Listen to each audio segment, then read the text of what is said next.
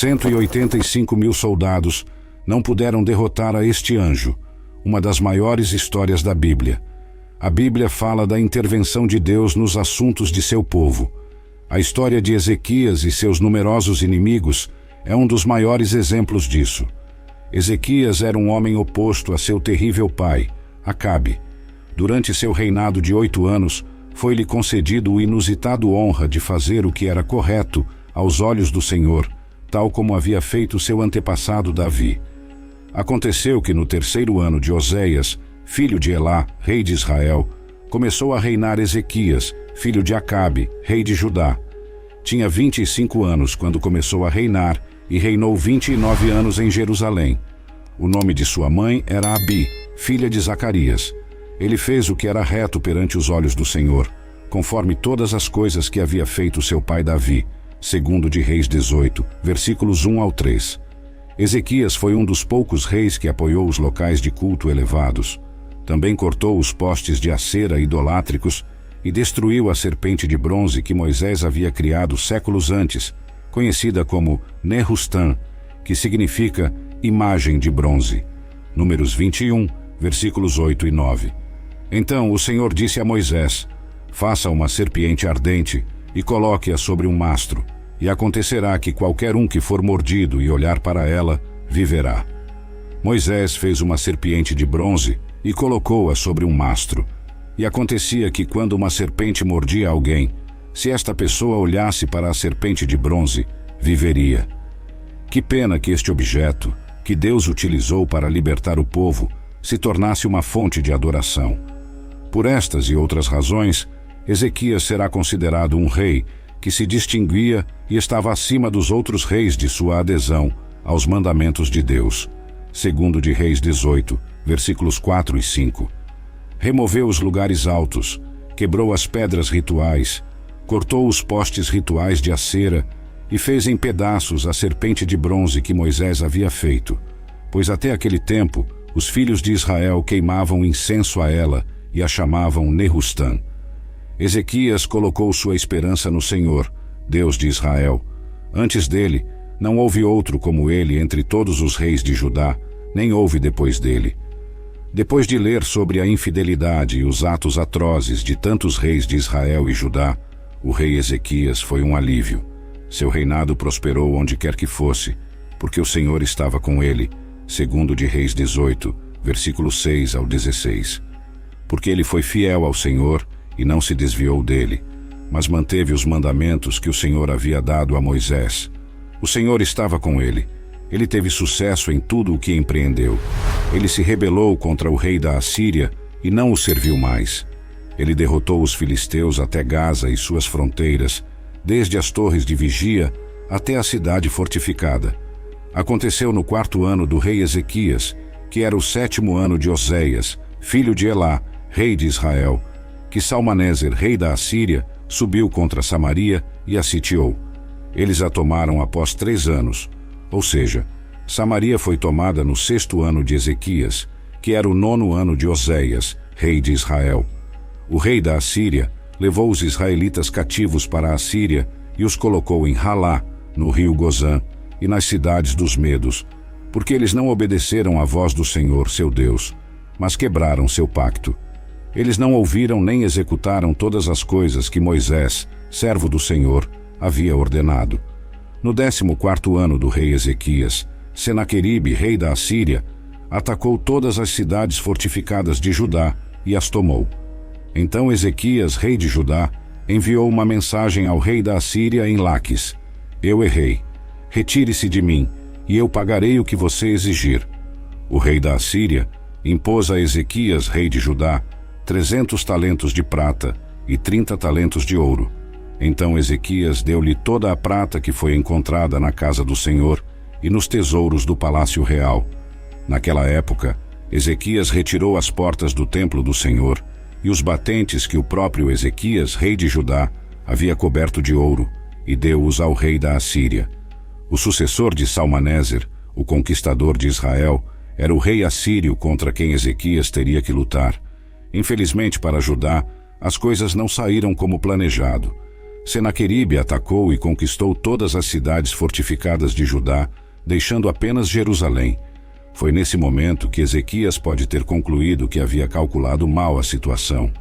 Ele admitiu anteriormente a Senaqueribe que havia agido mal e ofereceu um resgate para evitar que seu povo sofresse o mesmo destino que Israel. A demanda era enorme, e Ezequias enviou toda a prata e ouro que pôde encontrar, até mesmo tirando o ouro do templo. No entanto, as coisas estavam prestes a piorar. Deus cercaria os assírios ao redor de Jerusalém para testar a fé de Ezequias e demonstrar seu próprio poder ao seu povo. Senaqueribe não achou que o resgate de Ezequias fosse suficiente ou buscava uma razão para atacar Jerusalém.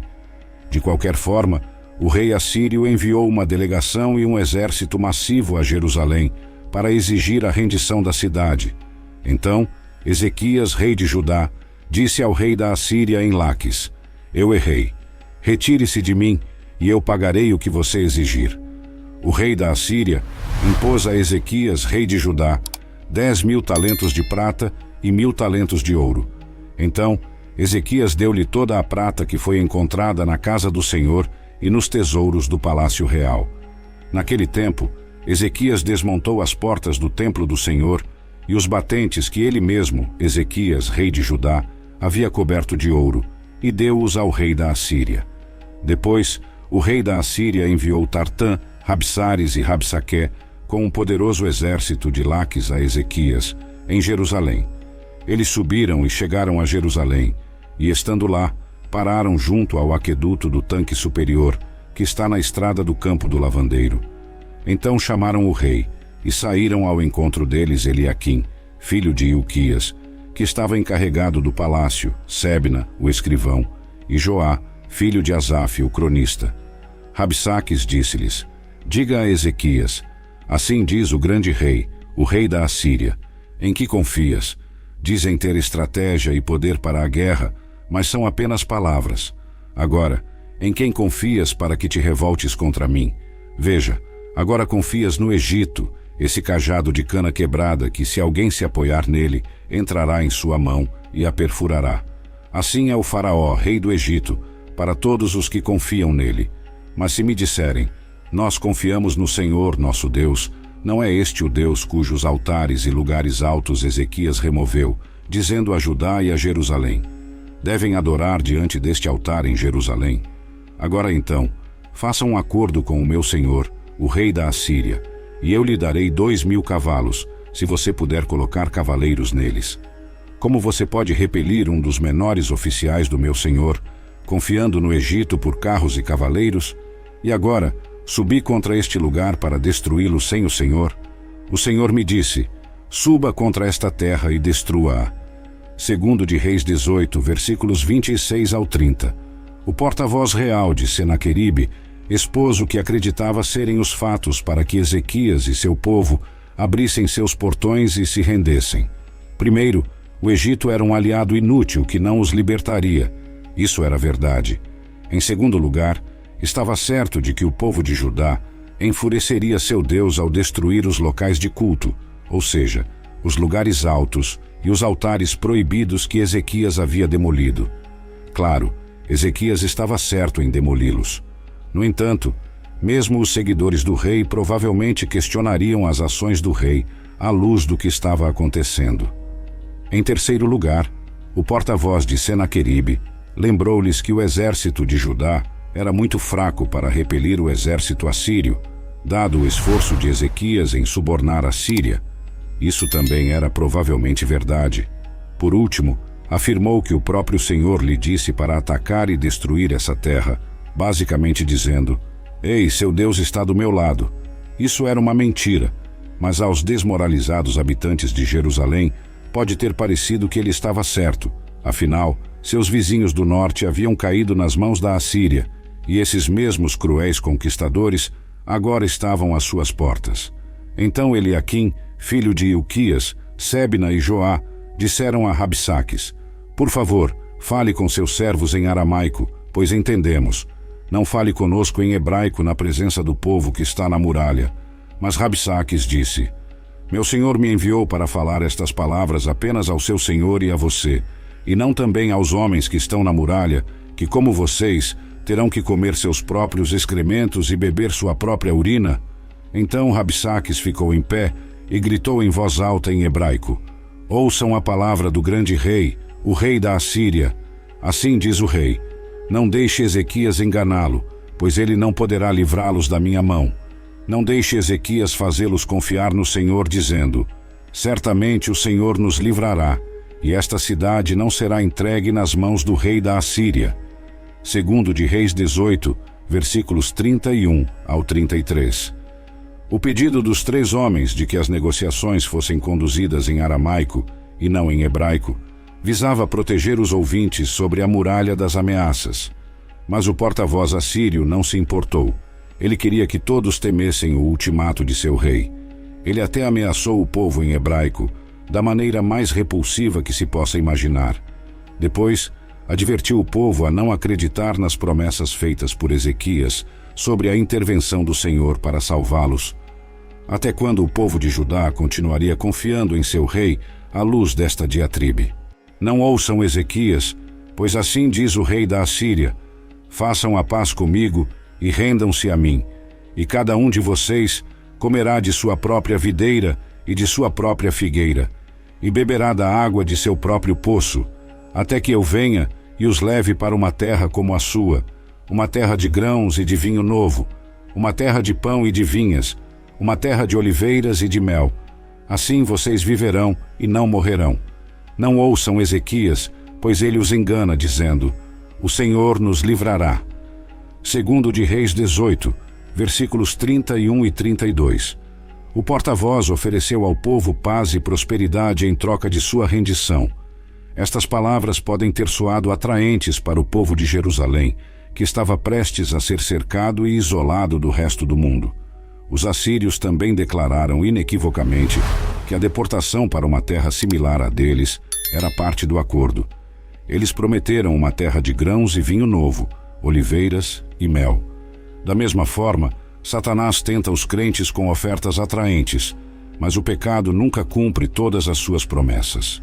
Acaso algum dos deuses das nações livrou sua terra da mão do rei da Assíria? Onde estão os deuses de Ramate e Arpade? Onde estão os deuses de Sefarvaim? E eles livraram Samaria da minha mão. Quais entre todos os deuses destas terras livraram suas terras da minha mão, para que o Senhor possa livrar Jerusalém da minha mão? Mas o povo permaneceu em silêncio e não lhe respondeu uma palavra, pois havia uma ordem do rei que dizia: Não lhe respondam. Então Eliaquim, filho de Hilquias, que estava encarregado do palácio, Sebna, o escrivão, e Joá, filho de Asaf, o cronista, foram a Ezequias com suas roupas rasgadas e relataram-lhe as palavras de Rabsaques, segundo de Reis 18, versículos 33 ao 37. O discurso concluiu com várias perguntas retóricas. Sua essência era que os deuses das nações não haviam libertado seus seguidores das garras do rei assírio, nem o Senhor salvaria Jerusalém. Furiosos com este encontro, os homens de Ezequias retornaram ao rei com as roupas rasgadas pela angústia. Quando o rei Ezequias ouviu isso, rasgou suas roupas, cobriu-se de pano de saco e entrou na casa do Senhor. Então enviou Eliaquim, que estava encarregado do palácio, Sebna, o escrivão, e os líderes dos sacerdotes, cobertos de pano de saco, ao profeta Isaías, filho de Amós. Eles disseram a ele: Assim diz Ezequias: Este é um dia de angústia, repreensão e vergonha. As crianças estão prestes a nascer, mas não há força para dá-las à luz. Talvez o Senhor, teu Deus, ouça todas as palavras de Rabsaques, a quem seu senhor, o rei da Assíria, enviou para insultar o Deus vivo, e repreenda as palavras que o Senhor teu Deus ouviu. Portanto, levanta uma oração pelo remanescente que ainda está aqui. Segundo de Reis 19, versículos 1 ao 4. Quando o rei Ezequias ouviu o relatório, fez o mesmo que seus homens. Rasgou suas roupas e lutou. Ele deve ter se perguntado como tal mudança terrível havia acontecido. Afinal, ele havia sido obediente a Deus, renovado o culto em Judá, seguido as instruções do Senhor, e prosperado anteriormente como resultado da providência de Deus. Mas Deus estava definitivamente em silêncio naquele momento. A história serve como um bom lembrete de que a fidelidade a Deus não te protege da adversidade, mas te prepara para esses testes. Você estará melhor preparado para enfrentar problemas e sofrimento se viver sua vida a partir de uma perspectiva divina, confiando nele tanto nos maus quanto nos bons momentos. Você também terá a oportunidade de testemunhar Deus em ação. O rei Ezequias entrou no templo do Senhor para adorar, apesar de sua angústia. Além disso, fez algo que muitos de seus predecessores fizeram.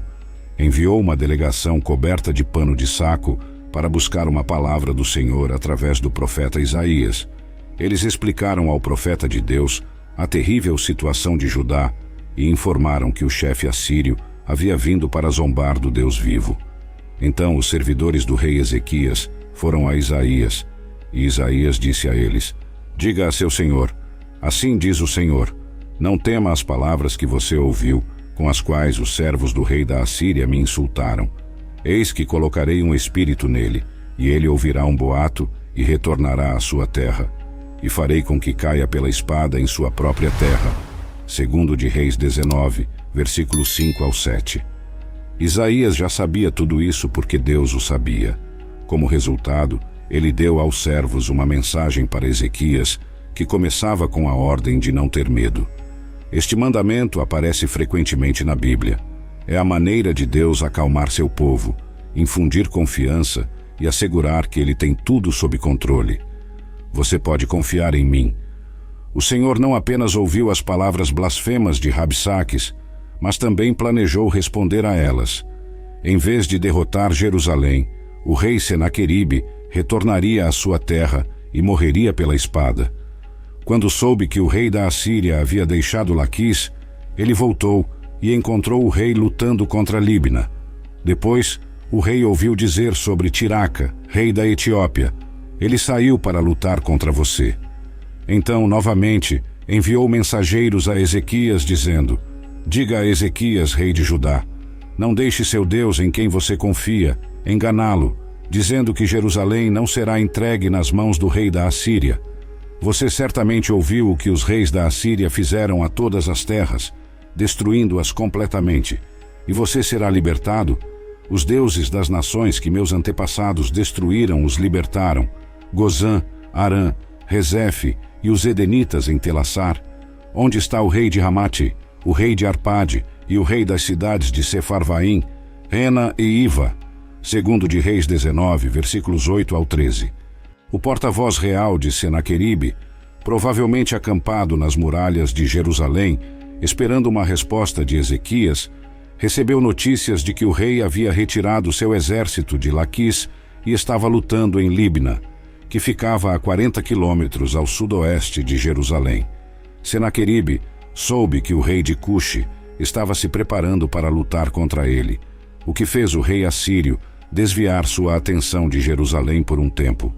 Senaqueribe garantiu que Ezequias soubesse que ele voltaria, repetindo as ameaças feitas anteriormente por seu subordinado. Segundo de Reis 19, versículos 14 ao 19. Então, Ezequias pegou a carta da mão dos mensageiros e a leu. Ele subiu à casa do Senhor e a estendeu perante o Senhor. E Ezequias orou diante do Senhor: ó Senhor, Deus de Israel, entronizado acima dos querubins, somente Tu és Deus de todos os reinos da terra. Tu fizeste os céus e a terra. Incline o ouvido, ó Senhor, e ouça. Abra os olhos, ó Senhor, e veja. Ouça as palavras que Senaqueribe mandou dizer para insultar o Deus vivo. Verdadeiramente, ó Senhor, os reis da Assíria devastaram as nações e suas terras e lançaram seus deuses no fogo, pois eles não eram deuses, mas obra de mãos humanas, madeira e pedra. Portanto, ó Senhor nosso Deus, salva-nos de sua mão, para que todos os reinos da terra saibam que só Tu, ó Senhor, és Deus. Quando leu a carta de Senaqueribe, Ezequias não rasgou suas vestes em agonia. Em vez disso, levou-a ao templo, colocou-a diante de Deus e orou. Ezequias orou ao Senhor, Deus de Israel, entronizado acima dos querubins, reconhecendo sua submissão ao Rei Divino. Ele lembrou a Deus de uma relação especial com Israel, ao contrário das relações ostensivas entre os povos conquistados e os falsos deuses das nações derrotadas pela Assíria. Ele sabia que nenhum dos deuses das nações havia libertado seu povo, porque eles foram criados por mãos humanas e não tinham poder. Mas o Senhor não é assim. Ele não é uma criação humana, mas o Criador do homem. Ele criou os céus e a terra. A carta de Senaqueribe foi vista por Ezequias como um ataque ao caráter de Deus, e ele suplicou a Deus que se reivindicasse e ao seu povo. Ezequias lembrou a Deus que a concessão de seu pedido traria grande glória a Deus. Esta oração serve de modelo para os crentes aflitos. Então Isaías, filho de Amós, enviou a Ezequias dizendo: Assim diz o Senhor, Deus de Israel: Eu ouvi a oração que você me fez sobre Senaqueribe, rei da Assíria. Esta é a palavra que o Senhor falou contra ele. A virgem, a filha de Sião, despreza e zomba de ti. A filha de Jerusalém balança a cabeça atrás de ti. A quem você insultou e zombou, contra quem você levantou a voz e levantou seus olhos com arrogância, contra o Santo de Israel. Por meio de seus servos você insultou o Senhor e disse: Com a multidão de meus carros eu subi às alturas dos montes, às regiões mais remotas do Líbano. Eu cortei seus mais altos cedros e seus ciprestes escolhidos. Eu cheguei ao seu alojamento mais remoto, à sua floresta mais frondosa. Eu cavei e bebi águas estrangeiras, e sequei com a planta do meu pé todas as correntes do Egito. Não ouviste? Há muito tempo determinei isso. Desde os dias antigos o planejei, e agora o trouxe à existência, para que você fizesse de cidades fortificadas montes de ruínas. Seus habitantes, impotentes, estão aterrorizados e envergonhados. Eles são como a grama do campo e a vegetação verde, como a grama nos telhados, queimada antes de amadurecer. Eu sei quando você se senta, quando você sai e entra, e também seu furor contra mim, porque você se enfureceu contra mim, e seu tumulto chegou. Aos meus ouvidos, colocarei meu gancho em seu nariz e meu freio em seus lábios, e o levarei de volta pelo caminho pelo qual veio. Deus ouviu Ezequias e respondeu mais uma vez através de Isaías. Senaqueribe foi ridicularizado com a resposta poética que enalteceu o governo soberano de Deus sobre as nações. O rei assírio não só zombou de Judá e seu rei, mas também zombou e blasfemou do Deus de Israel. Embora Senaqueribe tivesse assumido arrogantemente sua própria liderança, e talvez tenha aberto caminho através de muitas nações, ele não tinha ideia de que suas vitórias estavam predeterminadas por Deus como parte de seu longo plano. O rei assírio era, portanto, apenas um peão no reino de Deus. Senaqueribe não poderia fazer um movimento ou ter um pensamento particular do qual Deus não estivesse ciente, incluindo qualquer ira dirigida ao Senhor. Senaqueribe, por sua vez, descobriria o quão insignificante ele era quando Deus o arrastasse de volta para a Assíria. E isto será um sinal para você, Ezequias. Este ano você comerá o que cresce por si mesmo, e no segundo ano o que brota do mesmo. Mas no terceiro ano semeiem e colham, plantem vinhas e comam seu fruto. O remanescente da casa de Judá que sobreviveu colocará raízes para baixo e produzirá fruto para cima, pois de Jerusalém sairá um remanescente, e do Monte Sião um grupo de sobreviventes. O zelo do Senhor dos Exércitos fará isso. Segundo de Reis 19, versículos 29 a 31. Deus deu palavras de consolo a um rei e seu povo, que enfrentavam um cerco inevitável e fome por medo dos assírios. O povo de Jerusalém não podia sair das muralhas para plantar, mas o sinal de Deus para Ezequias foi que o povo de Jerusalém comeria as colheitas das sementes que cresceram por si mesmas nos próximos 2 anos. Eles poderiam semear e colher, plantar vinhas e comer seus frutos no terceiro ano. Judá não seria destruída, um remanescente sobreviveria, daria frutos e sairia das muralhas de Jerusalém, porque o Senhor é zeloso por sua glória e por seu povo da aliança. Portanto, assim diz o Senhor sobre o rei da Assíria: ele não entrará nesta cidade, Não atirará uma flecha aqui, não virá diante dela com escudo, nem construirá um monte de cerco contra ela. Pelo caminho que veio, por ele retornará, e não entrará nesta cidade, declara o Senhor. Pois defenderei esta cidade para salvá-la, por minha causa e por causa de meu servo Davi. Segundo de Reis 19, versículos 32 a 34. Deus defenderia Jerusalém contra Senaqueribe. Ele o faria por si mesmo e por seu servo Davi, disse Deus. Ele não permitiria que um rei inexperiente frustrasse seus planos. Ele também cumpriria sua promessa a Davi de manter um de seus descendentes no trono de Jerusalém para sempre, uma promessa que finalmente culminaria no reinado de Jesus Cristo, nosso Senhor. Naquela noite, o anjo do Senhor saiu e matou 185.000 no acampamento assírio. Quando os homens se levantaram na manhã seguinte, todos esses estavam mortos. Então Senaqueribe, rei da Assíria, partiu, voltou para casa e viveu em Nínive. Enquanto ele estava adorando na casa de Nisroque, seu deus, seus filhos Adrameleque e Sarezer o mataram com a espada e escaparam para a terra de Ararate. E Esaradom, seu filho, tornou-se rei em seu lugar. Segundo de Reis 19, versículos 35 ao 37. Apenas um golpe do anjo do Senhor foi necessário para libertar Ezequias de seu inimigo. 185.000 soldados assírios morreram em um instante. Senaqueribe viu-se repentinamente obrigado a voltar para casa sem seu exército. Mais tarde, enquanto prestava culto no templo de seu deus Nisroque, seus próprios filhos o assassinaram. O rei assírio, como o filisteu Golias, zombou do Senhor por não proteger Jerusalém, mas no final, o Deus de Senaqueribe foi incapaz de proteger seu devoto seguidor, mesmo em seu próprio templo. Para encerrar, deixe seu like e se inscreva no canal. Também compartilhe esse vídeo para mais pessoas. Deus te abençoe.